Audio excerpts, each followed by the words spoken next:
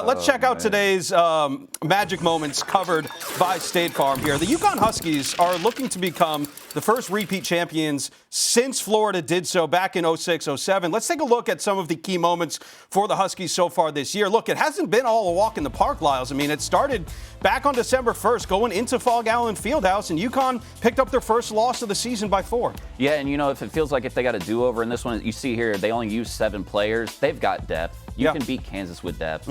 So that one, not their best outing, but also a great one, as you see there with Hunter Dickinson in Kansas. Right, and then they followed it up in some more friendly confines at Madison Square Garden. This was kind of the coming out party, I think, for Cam Spencer, the transfer from Rutgers. Yep. He had 23 points, 6 assists, 7 boards in this game. It was just the second time ever, actually, that UConn had beaten North Carolina, and this was just 4 days after the loss at Fog Allen Fieldhouse. Just shows you how quickly they can flip a script. How they can flip the script, and this was the game that made North Carolina flip their script because they went on that huge winning streak after this, and obviously now they look like they could be one of the number 2 seeds in the tournament. Speaking of winning streaks, both Marquette and UConn came into this one with long winning streaks a week ago, and UConn quite literally ran Marquette off the floor. They sure did.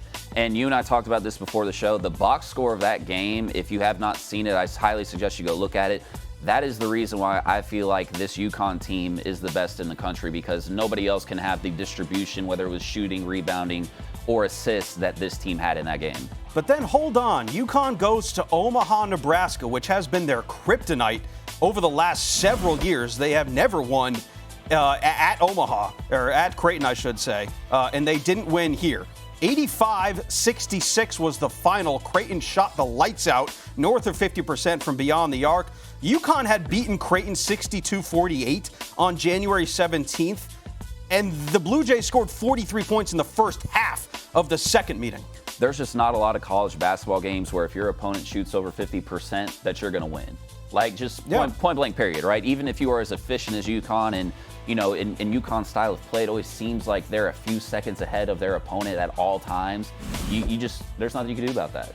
We have a poll up in the YouTube chat. For those watching on YouTube, please interact with us on the show. We're going to try and get to some of these comments a little bit later, but we do have a poll, and the question is, UConn or the field in the 2024 NCAA tournament? Any thoughts on that? UConn or the field, if you're getting that today? I would go UConn still.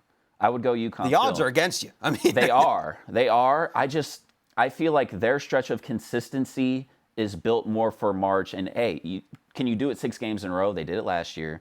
I would argue this team has looked better this year for the most part. And a stat that we had talked about before was their 3 losses. Yep. The teams had always shot over 50% from 3. If that's what it takes to beat them, like, I don't know that a team is going to do that against them once in March. But I'm sort of curious for you, because obviously this is a team that you follow very closely as well. Like, what have been the things with them that have given you pause as to perhaps why they couldn't? Yeah, we were talking before the show. In the 3 losses, 2 of them were to Kansas and Creighton. Both of those teams have 7-footers on their rosters, Hunter Dickinson and Ryan Kalkbrenner.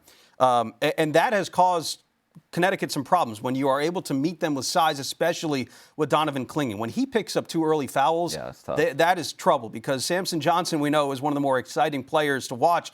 Every single basket is a dunk for him.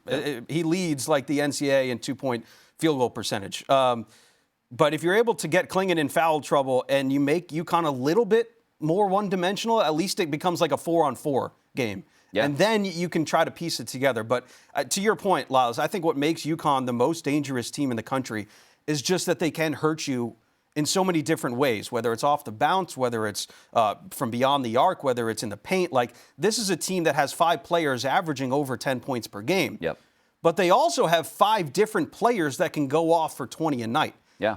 And they just, like, it was so rare to watch them against Creighton, where just none of them had that, especially, except for Tristan Newton, who had a really good game. But, like, you need at least 2 or 3. Like, they can beat you with 2 or 3 players. That's how good they are. And they have those breakout games. And give me right here, look, let me tell you something. This is where most college basketball teams are operating, okay? UConn is right here. And because they operate from right here, those peaks, that those being the outlier or the thing that they can really throw out at you when you are not playing your best game and they are on theirs, is why I have more confidence in them than the rest of the field because, again, I just feel like everybody's way too hot and cold. The YouTube chat has spoken, and the poll results will agree with you.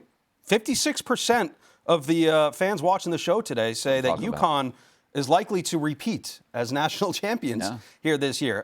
We mentioned that UConn can hurt you in a variety of different ways.